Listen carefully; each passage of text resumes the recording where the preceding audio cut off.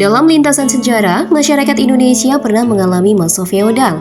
Feodalisme berasal dari kata feudum yang artinya tanah, yaitu masa penguasaan alat produksi oleh kaum pemilik tanah, raja dan para kerabatnya. Sebagai contoh, pada masa Mataram kuno, Kediri, Singasari, dan Majapahit, di mana tanah adalah milik dewa dan raja, dianggap sebagai titisan dewa yang berhak atas penguasaan dan kepemilikan tanah serta mempunyai wewenang untuk membagi-bagikan kepada para pejabatnya. Sedangkan bagi rakyat biasa harus bekerja dan diwajibkan menyetorkan upeti kepada raja. Sementara itu, embrio kapitalisme barat mulai bersentuhan dengan masyarakat Nusantara di awal abad ke-15 melalui merkantilisme Eropa. Di negara penganut paham merkantilisme atau kapitalisme dagang, terjadi perubahan besar setelah perkembangan teknologi perkapalan di Eropa Selatan yang menjadi basis kemunculan kolonialisme dan kapitalisme. Mereka mencoba mencari daerah baru yang kemudian diklaim sebagai daerah jajahannya dengan semboyan gold, glory, dan gospel. Sejak itu, feodalisme di masyarakat pra-Indonesia mempunyai lawan yang sekali tempo bisa diajak bersama memusuhi dan melumpuhkan rakyat. Kolonialisme dan imperialisme merebak di mana-mana termasuk di tanah Nusantara. Pada tahun 1469, Nusantara kedatangan ekspedisi yang dipimpin Raja Muda Portugis Vasco da Gama. Tujuannya mencari rempah-rempah yang akan dijual lagi di Eropa.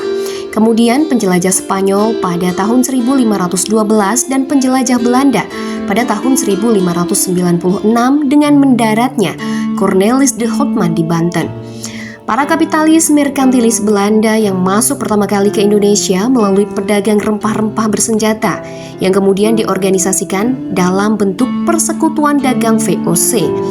Para pedagang bersenjata dari Eropa kemudian melakukan perdagangan dengan para feodal yang seringkali melalui ancaman, kekerasan, dan perang.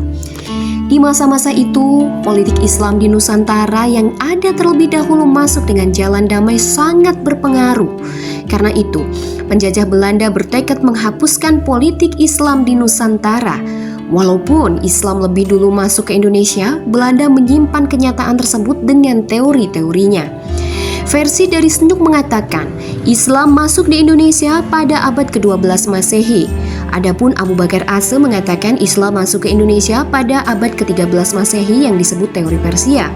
Sedangkan versi yang paling sering digunakan yaitu versi Arabia yang mengatakan Islam masuk ke Indonesia pada abad ke-7 Masehi melalui Laut India dan terus ke Nusantara. Islam masuk ke Indonesia datang langsung dari Mekah atau Madinah. Artinya, masuknya Islam ke Indonesia terjadi pada awal abad Hijriah pada masa pemerintahan Khulafaur Rasyidin. Islam sudah memulai ekspedisinya ke Nusantara ketika sahabat Abu Bakar, Umar bin Khattab, Utsman bin Affan, dan Ali bin Abi Thalib memegang kendali sebagai Amirul Mukminin. Sumber-sumber literatur Cina seperti kitab sejarah Cina yang berjudul Xiu Zhangzu juga menyebutkan menjelang seperempat abad ke-7 sudah berdiri perkampungan Arab Muslim di pesisir pantai Sumatera. Diberitakan pula orang-orang Arab bermukim dan menikah dengan penduduk lokal dan membentuk komunitas-komunitas Muslim. Mengingat banyaknya ulama Islam yang berpengaruh di masyarakat Nusantara membuat langkah dan misi Belanda sebagai penjajah terhambat. Misi 3G yang dibawa oleh Belanda mengalami hambatan yang sangat rumit sehingga Belanda mengkaji ilmu Islam untuk mengatasi masalah tersebut. Belanda mengutus Snook belajar beberapa tahun di Arab Saudi untuk memahami Islam dan mencari kelemahan para ulama Islam. Pesannya pada Belanda, jika seorang muslim pergi haji beberapa tahun ke Arab Saudi, maka gerak-geriknya harus diawasi. Karena ulama tersebut bukan hanya pergi haji, tapi belajar politik Islam dan bisa kapan saja memberontak pada penjajah. Sedangkan seorang muslim yang pergi haji dalam waktu singkat maka tidak perlu diperhatikan karena tidak belajar Islam secara dalam, sehingga orang yang tidak terlalu memahami Islam tidak akan menjadi halangan bagi penjajah di Indonesia. Belanda secara nyata ingin menghancurkan peran ulama di kancah birokrasi Indonesia, sebab mereka menyadari betul pemerintahan yang dipegang ulama dan berakibat jatuhnya posisi Belanda karena bertentangan dengan kapitalisme Belanda. Faktor luar Ketakutan Belanda atas Islam adalah kekuatan kekhalifahan Islam Utsmaniyah di Istanbul. Utsmaniyah yang menguasai banyak wilayah dunia tentu saja akan menghambat nafsu berkuasa para penjajah termasuk Belanda. Bukti lain, ketakutan Belanda akan ulama Islam terwujud dalam program beasiswa yang diberikan pada Bumiputra, yaitu beasiswa belajar politik dari negeri Belanda untuk menghindarkan cara pandang Islam dari pikiran Bumiputra.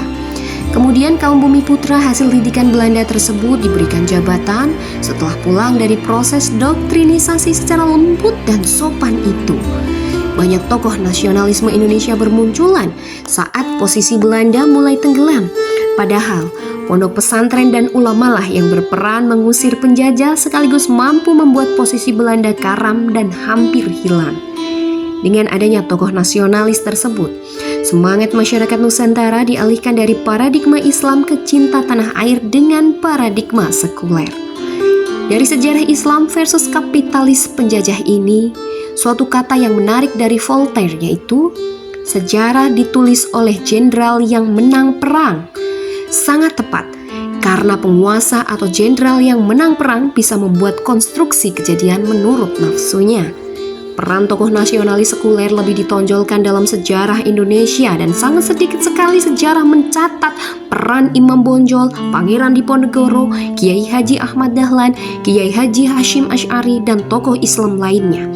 Seolah peran tokoh Islam ditutupi oleh tangan yang tak terlihat tersebut. Islam yang masuk ke Nusantara dari abad 7 Masehi seakan dibuat oleh penjajah sebagai perusak tatanan masyarakat. Sementara Belanda yang membawa ajaran Kristen ke Indonesia dan banyak menimbulkan penderitaan pribumi seolah dihiasi sebagai dewa penyelamat masuknya perkembangan teknologi dan pemersatu masyarakat. Padahal faktanya, para penjajah Belanda lah perusak sejarah Nusantara melalui imperialismenya. Mereka bahkan mewajibkan tanam paksa bagi kaum tani menanam tanaman yang laku di pasaran Eropa, yaitu tebu, kopi, teh, nila, kapas, rosella, dan tembakau. Kaum tani wajib menyerahkan hasilnya kepada pemerintah kolonial dengan harga yang telah ditentukan oleh Belanda. Ketika kapital swasta makin menguat di Belanda, politik dagang kolonial yang monopolistik berubah ke politik kapital dagang industri yang bersifat persaingan bebas. Maka pada tahun 1870, tanam paksa dihentikan. Namun borjuis yang masuk ke jajahan Nusantara menghadapi problem fundamental, yaitu tenaga produktif yang sangat lemah. Misalnya, tenaga kerjanya buta huruf dan sebagainya. Oleh karena itu, untuk mengefisienkan akumulasi kapital, pemerintah Belanda menerapkan politik etis yang diframing sebagai politik balas budi. Padahal dengan politik etis, pemerintah Hindia Belanda berharap agar tenaga-tenaga kerja bersentuhan dengan ilmu pengetahuan meski tidak sepenuhnya dan juga bersentuhan dengan teknologi untuk menunjang produktivitas dan akumulasi modal.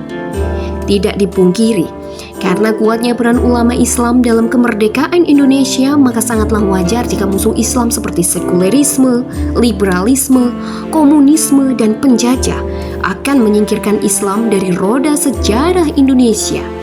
Penguat bukti sejarah adalah ketika dalam Piagam Jakarta Sila Pertama Pancasila yang berbunyi, ketuhanan dengan kewajiban menjalankan syariat Islam bagi pemeluk-pemeluknya, kemudian diubah menjadi ketuhanan yang Maha Esa dengan berbagai dalih yang sebetulnya tidak masuk akal dan di belakang para ulama.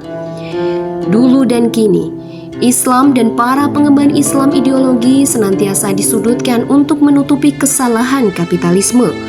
Bahkan secara langsung maupun tidak, ideologi Islam dibenturkan dan telah menjadi lawan ideologi kapitalisme.